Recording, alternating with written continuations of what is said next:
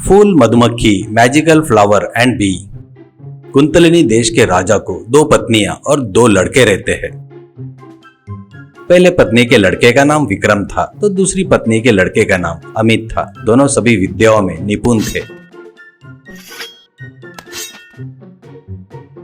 विक्रम बहुत कठोर हृदय वाला तो अमित बहुत ही नरम दिल वाला था। एक दिन राजा दोनों को बुलाकर, तुम दोनों देश भर घूमकर तुम्हारी पसंद की लड़कियों से शादी करके लेकर आओ, ऐसा कहता है। वो दोनों ठीक है कहकर घोड़े पर सवार होकर निकलते हैं।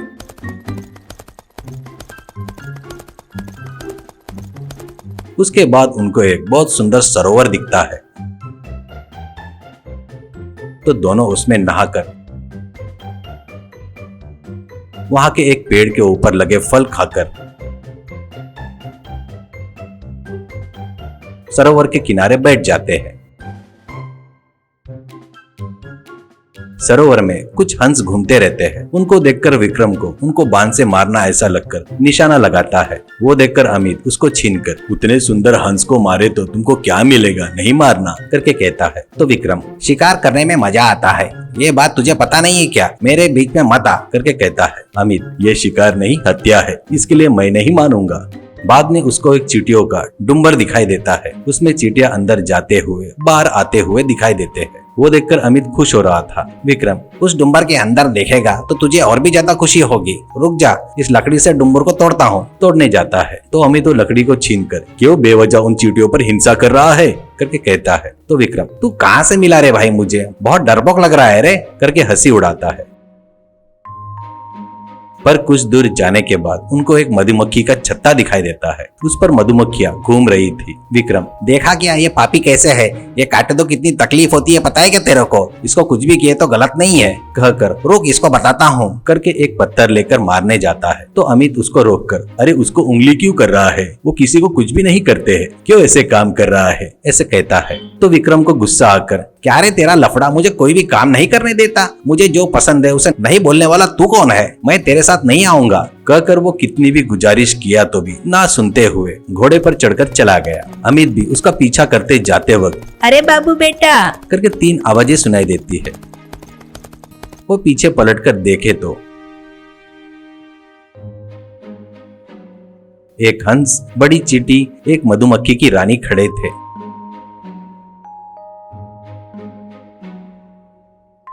तब चींटी, तुम जो हमारा आदर किया ना, उसके लिए हम कृतज्ञ है। तू कहीं भी हो, तुमको कभी भी जरूरत पड़े तब हमको जिसको भी याद करेगा, हम तुमको जो भी मदद चाहिए वो करेंगे, ऐसा कहती है। तो वो उनको नमस्कार करके घोड़े पर बैठकर निकल जाता है।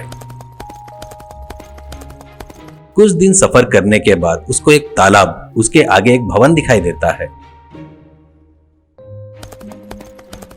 और तालाब के किनारे फूलों के झाड़ भी रहते हैं। वो ही नहीं, वहां पर कुछ सूखे हुए झाड़ भी रहते हैं। उन फूलों के झाड़ के पास एक बूढ़ा नीचे बैठकर था। अमित घोड़े से उतरकर उस भवन के अंदर जाने लगता है। तो वो बूढ़ा, बेटा उसके अंदर जाना मत, उसमें तुमको कोई काम नहीं है, मेरी बात मानकर तू अपने रास्ते जाओ, ऐसा कहता है। तो अमित उसके पास जाकर, तुम ऐसा क्यों कह रहे हो, असल में यह भवन किसका है और तुम कौन हो, ऐसा कहता है। मैं इस भवन की कहानी सुनाता हूँ, सुनो बेटा। ये भवन एक राजा का है। उस राजा को जुड़वा लड़कियां थी और उनको एक छोटा भाई भी था। उनके नाम हेमा, शोभा और लड़के का नाम अशोक था। वो थोड़े मस्तीखोर बच्चे थे। एक दिन उनके घर एक योगी आए थे तो उन तीनों बच्चों ने मजाक मस्ती की थी। अशोक एक छोटी पेटी को दिखाकर उसको ताला मारकर वो चाबी तालाब में फेंककर, तुमको अपने योग शक्ति से चाबी लाकर पेटी खोलकर उसमें क्या बता सकते हो क्या, ऐसा कहा था। हेमा मोतिया के हार तोड़कर मोतिया सब नीचे गिरा देती है। ये कितने मोती है उनको गिनकर एक जगह पर फिर से जमा करके फिर से उससे हार बना सकते हो क्या, ऐसा पूछा था। और शोभा, हम दोनों में से कौन बड़ा है और कौन छोटा है, बता सकते हो क्या, ऐसा पूछा था। इससे योगी को गुस्सा आया, उन तीनों को फूलों के झाड़ में बदल दिया। तो ये पता चलने पर राजा उनके पैर पर गिरकर, स्वामी छोटे बच्चे हैं, जाने दो, गलती किए, उनको क्षमा करके श्राप वापस ले लो करके गुजारिश किए थे। तब योगी ने कहा, उन लोगों ने मुझे जो सवाल किए हैं उनका जवाब जो भी देगा तब उनका श्राप उतर जाएगा, पर जवाब नहीं देने वाला सूखा पेड़ बन जाएगा, और ऐसा कहकर चले गए थे। राजा ने उनके बच्चों को इंसान बनाने वाले को अपनी लड़की को देकर शादी करते बोले। ऐसा उन्होंने कहा। उस आशा से आने वाले वही सूखे पेड़ है। कल ही एक राजकुमार आकर कोशिश करके हार कर सूखा पेड़ बन गया है करके कहता है। तो अमित मन में वो राजा पक्का यही होगा और आने वाला राजकुमार मेरा भाई होगा सोचकर कुछ भी हो जाने दो, मैं भी कोशिश करूंगा करके बोलता है। बाद में वो हंस को स्मरण करता है तो हंस प्रत्यक्ष होकर तो उसको वो पानी के अंदर चाबियां चाहिए करके मांगता है।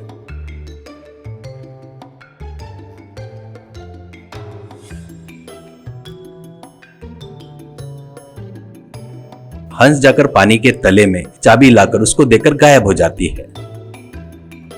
तब वो उस चाबी से वहीं पर रखे पेटी को खोलता है। उसमें एक कागज पर हर चमकने वाली चीज सोना नहीं होती करके लिखा था। बाद में चींटियों को याद करता है और वो आते ही उनको जमीन पर गिरे मोती चुनकर देने को कहता है।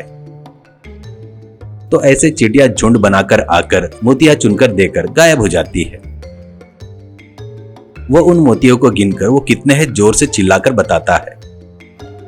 उसके बाद वो मधुमक्खिया को याद करता है। वो आती है तो उसको उन दोनों झाड़ों पर कम उम्र वाले झाड़ पर जाकर बैठने को बोलता है। बस मधुमक्खिया जाकर उस झाड़ पर बैठती है। बस वो फूल के झाड़ और वो सूखे हुए झाड़ इंसानों में बदल गए। उसमें विक्रम भी था। वो बूढ़ा अपने बच्चों को देखकर खुशी से रोने लगा और अपने लड़कियों से मैंने जबान दी है, उसके हिसाब से तुम दोनों को इस युवक से शादी करना होगा करके कहता है। अमित नहीं राजा जी, छोटी लड़की को मुझे देकर, ये देखो मेरे भैया है, उनको बड़ी लड़की देकर शादी कराइए।